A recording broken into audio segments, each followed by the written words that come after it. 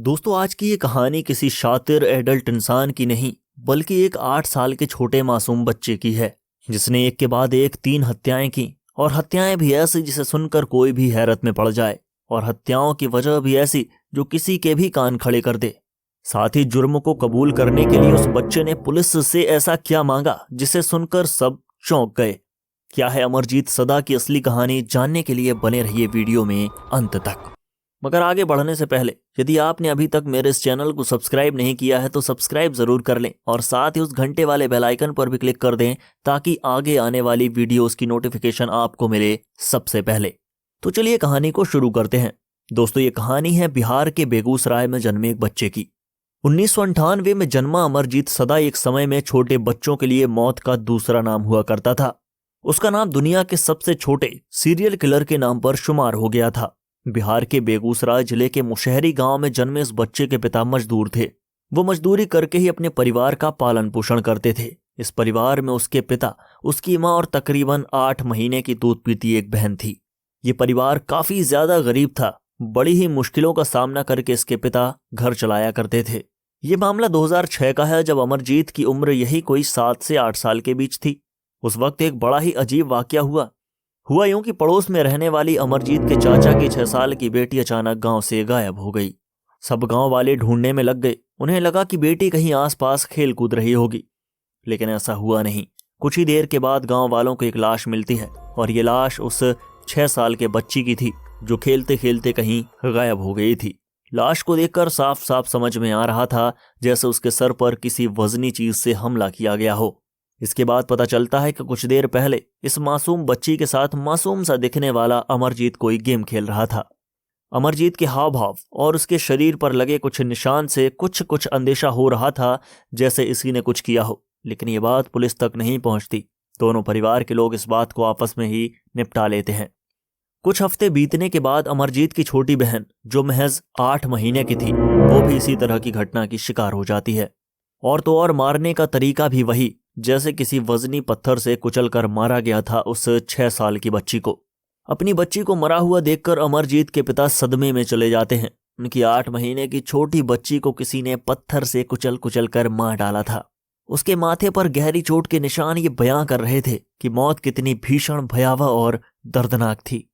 पूरे फर्श पर खून बिखरा पड़ा था। ये गांव की दूसरी दर्दनाक मौत थी।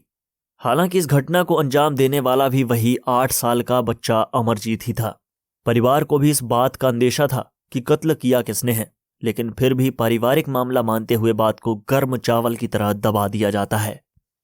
गांव में अब दहशत का माहौल था, क्योंकि सभी बच्चे बाहर आपस में खेलते थे और एक के बाद एक निर्मम हत्याओं के बाद गांव वाले बड़े ही खौफ में थे।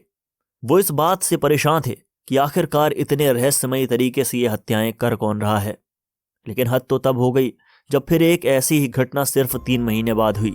पड़ोस में रहने वाली एक और बच्ची गायब हो जाती है। साल था 2007, जब गांव की एक महिला की बेटी खुशबू अपनी मां के साथ प्राइमरी स्कूल के पास घूम रही थी। अपनी बच्ची को घुमाते घुमाते उस महिला को कोई काम याद आ गया और वो उसे वहीं छोड़कर अपना काम करने के लिए निकल गई।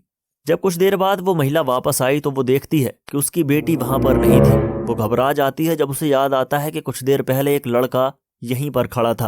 अब ना तो वो लड़का और ना ही उसकी बेटी खुशबू, दोनों ही वहां नहीं थे। खुशबू के इर्द गिर्द खड़ा वो लड़का कोई और नहीं, अमरजीत सदा ही था।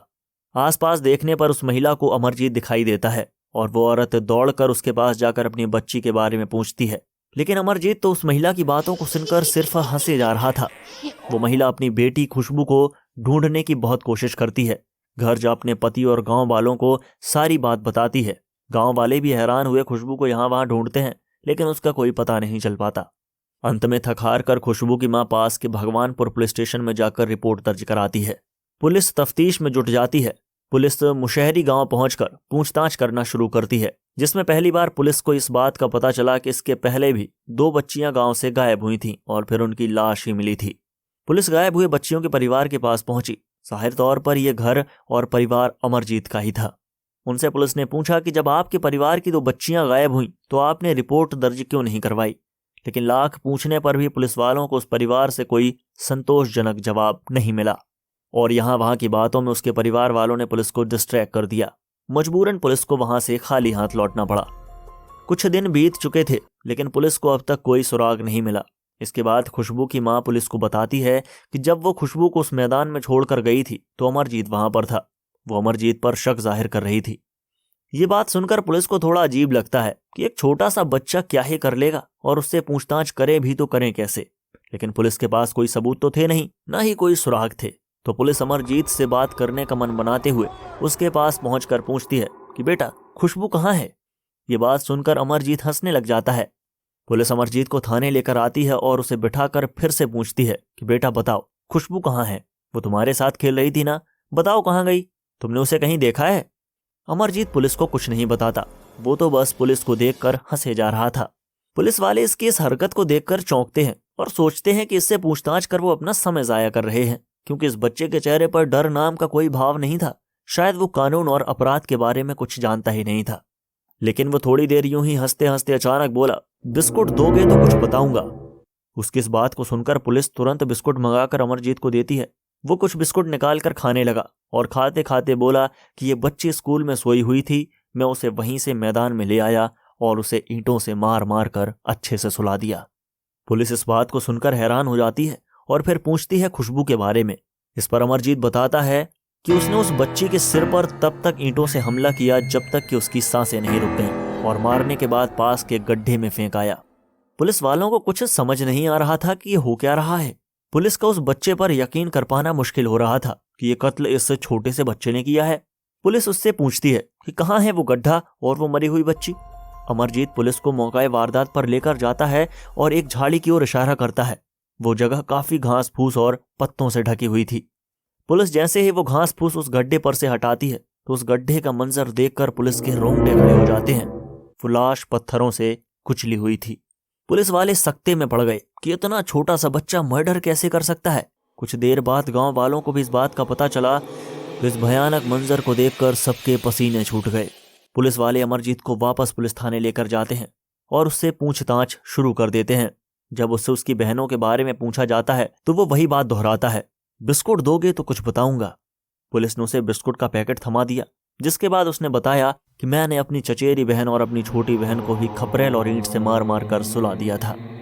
अमरजीत का ये बेबाक बयान और इस सीरियल किलिंग को सुनकर पुलिस को समझ नहीं आ रहा था कि वो उसके साथ कैसा व्यवहार करें।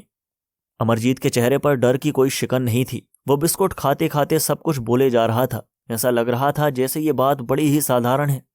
पुलिस की पूछताछ में अमरजीत ने बताया कि उसे इस तरह हत्या करने में मजा आता है। वो कहता है कि जब मैं इन्हें ऐसे तकलीफ में देखता हूं तो मुझे अच्छा लगता है, बस इसीलिए मैंने इन्हें मार दिया। उसके बयान से पुलिस समझ जाती है कि उसकी दिमागी हालत ठीक नहीं है। इस बारे में एक मनोवैज्ञानिक ने बताया कि ऐसे बच्चे किसी दूसरे बच्चे को प्रताड़ित करके आनंद महसूस करते हैं और इसी आनंद के बीच वो कभी कभी हिंसक भी हो जाते हैं और ऐसी घटनाएं करने पर मजबूर हो जाते हैं। इस घटना के बाद अमरजीत को बच्चों की जेल में रखा जाता है और उसे एक अलग कमरा दिया जाता है ताकि वो अन्य बच्चों को कोई नुकसान न पहुंचाए। दोस्तों, कुछ दिनों के बाद डॉक्टर की रिपोर्ट्स में पता चला कि अमरजीत सदा कंडक्ट डिसऑर्डर नामक बीमारी से पीड़ित है। उसे ये पता ही नहीं था कि वो क्या कर रहा है। उसे क्या सही और क्या गलत इसका कोई भी अंदाजा नहीं था। शायद उसे लगता था कि लोग आम जिंदगी में भी आनंद की प्राप्ति के लिए ऐसे ही करते होंगे। यही वजह थी कि वो सही या गलत में फर्क न कर पाया और अपनी 2 बहनों सहित एक अन्य लड़की की हत्या कर दी। उसे तकरीबन 3 साल तक बाल सुधार गृह में रखा गया और फिर उसे रिहा कर दिया गया। लेकिन इसके बाद भी कोर्ट के आदेश लेकर उसे तकरीबन 18 वर्ष की उम्र तक डॉक्टर की निगरानी में रखा गया। 2015-16 में रिहाई के बाद से अमरजीत सदा किसी और नाम एवं पहचान के साथ अपनी जिंदगी जी रहा है। पुलिस ने उसकी शक्ल को पूर्णतया गोपनीय रखा ताकि लोगों में उसका भय न रहे। तो दोस्तों, ये थी एक कातिल के अपराध की दास्तां जिसकी चर्चा विश्व भर में हुई, क्योंकि इस बच्चे ने महज 8 साल की उम्र में सिलसिलेवार ढंग से एक के बाद एक 3 बच्चियों को बड़ी ही बेरहमी से मार डाला था।